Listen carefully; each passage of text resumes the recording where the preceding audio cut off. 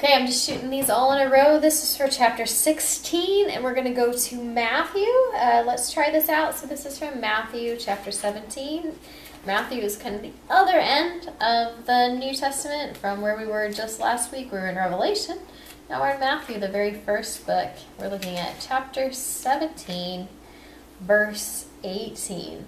The story, let me give you the context, it's the healing of a boy that had the epileptic seizures.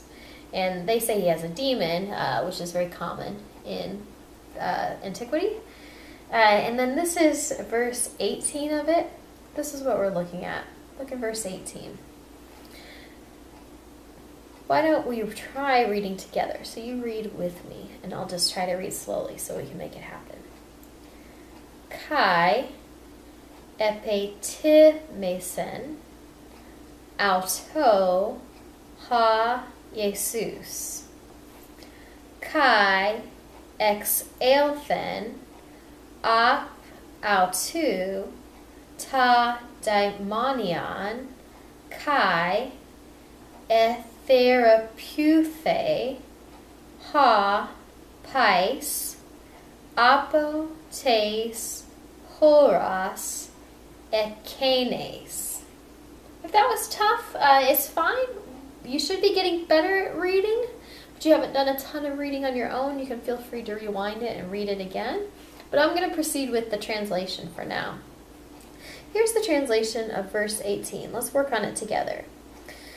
Kai epitimesen. You don't know that verb yet.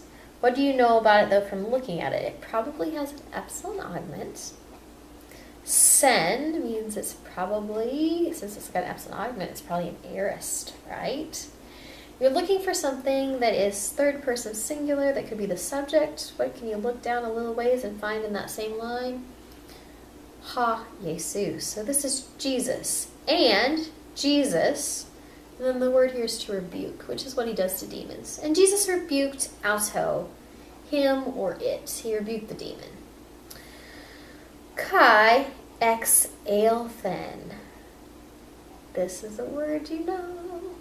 It's from ex erchomai, and this is the second aorist form. These are one of those ones you just have to recognize. So take the X off the front. Elthen, one of the most common words in the New Testament. You just have to learn it. So Jesus rebuked it, and it came out. Apo or op autu. The reason the omicron is missing and you get that apostrophe is because there's the next word starts with a vowel, and you can't have that many vowels in Greek. So op autu. It came out from him. Ta daimonion.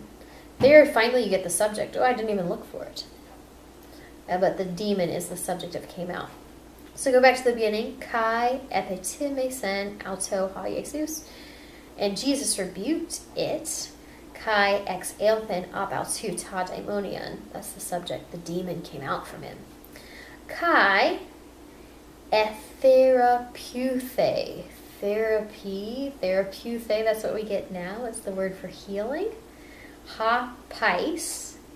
So pais means a child or a boy. So, and the child, in this case, it's what tense. This is the verb that you want to look at this time. You got an epsilon augment in front of therapeutho. You got a theta and an eta. That's our lesson for this time. It's the aorist passive. It's all the way out in the state of California if you're using the map. So the child was healed. How? Apo, or from what time? Apotes horas ekenes. From the hour, from ekenes, from that hour. So Jesus rebuked it, and the demon came out from him, and the child was healed from that hour. This is very good Greek structure to have the subject come after the verb. So this is a verse you can do. Take a look at it, but really pay attention to that word, etherapeuthei. That's your aorist passive that you're learning about this time. Okay, great.